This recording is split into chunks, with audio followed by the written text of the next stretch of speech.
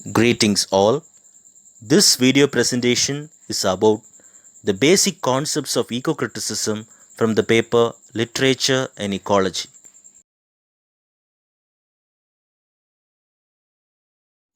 We'll start with the definition of ecocriticism. Ecocriticism is the study of the relationship between literature and the physical environment, says Cheryl Glotfelty. Here, the physical environment refers to nature and the ecosystem.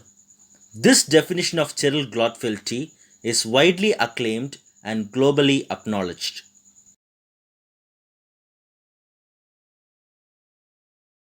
This brings us to the question why this definition of Cheryl Glotfelty is accepted by all. Cheryl Glotfelty is the acknowledged founder of ecocriticism in the United States of America. She was the co-editor of a collection of essays entitled The Ecocriticism Reader, Landmarks in Literary Ecology. Harold Frum was the other editor of the collection. She was also one of the founders of ASLE, the Association for the Study of Literature and Environment, which was started in 1992. ASLE has its own house journal called ISLE, Interdisciplinary Studies in Literature and Environment, which was first published in 1993.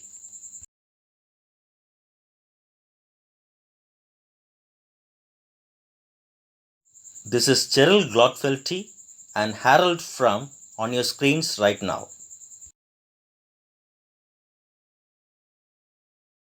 Ecocriticism in the United States of America takes its literary influence from three major 19th century American writers whose work celebrate nature, the life force, and the wilderness as manifested in America.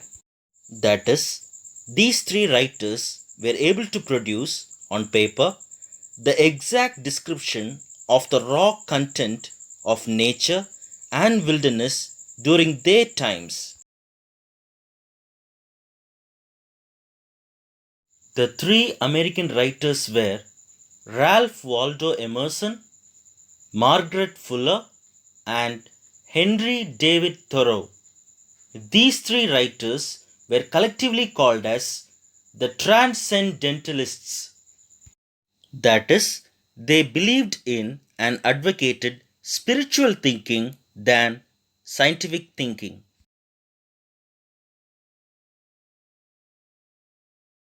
The name of Emerson's first book was Nature. It was first published anonymously in 1836. Summer on the Lakes during 1843 was Margaret Fuller's first book. One of Thoreau's books, Walden, is an account of his 2-year stay from 1845 in a hut he had built on the shore of Walden Pond near his hometown, Concord, Massachusetts. It's a classic account of dropping out of modern life and seeking to renew the self by a return to nature.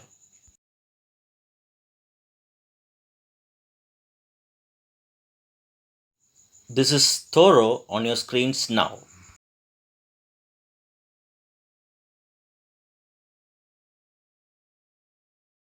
Ecocriticism is known as Green Studies in the United Kingdom. Jonathan Bate was the founding figure of ecocriticism to the British, just like Cheryl Glotfelty was to the Americans. Jonathan Bate wrote a book called Romantic Ecology, Wordsworth and the Environmental Tradition, which was published in 1991. This is Jonathan Bate.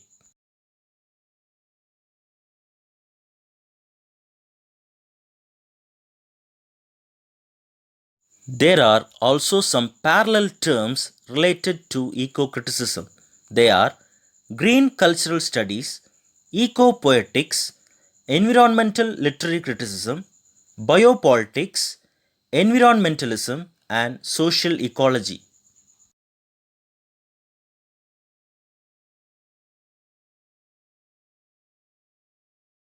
Cheryl Glotfelty and Jonathan Bate may be the founders of eco-criticism in their respective countries, but the term eco-criticism was first coined by William Ruckert in his book Literature and Ecology, an experiment in eco-criticism first published in 1978.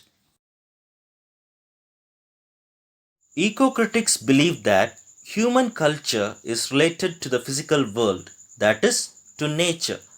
Ecocriticism assumes that all life forms, that is, all living things, are interlinked and interconnected.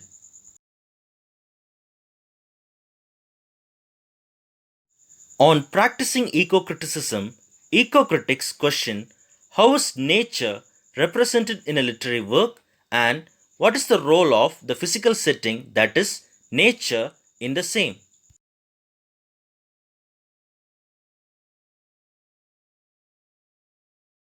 As a critical stance, it has one foot in literature and the other on land. As a theoretical discourse, it negotiates between the human and the non human.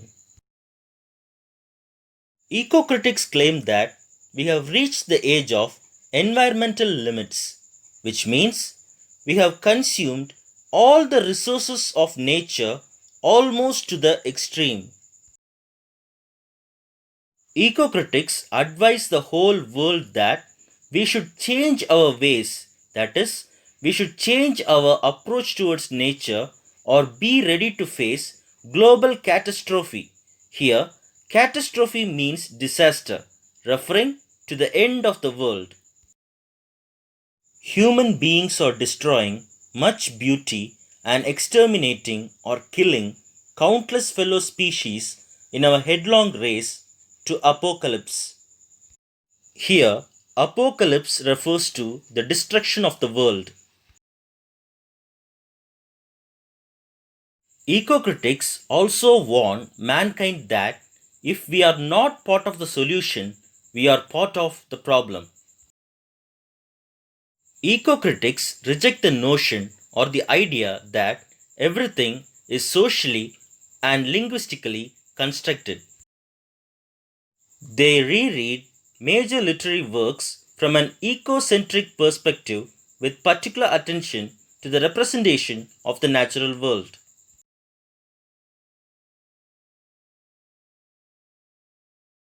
Joseph Meeker, in an early work, The Comedy of Survival Studies in Literary Ecology, which was published in 1972, used the term literary ecology to refer to the study of biological themes and relationships which appear in literary works.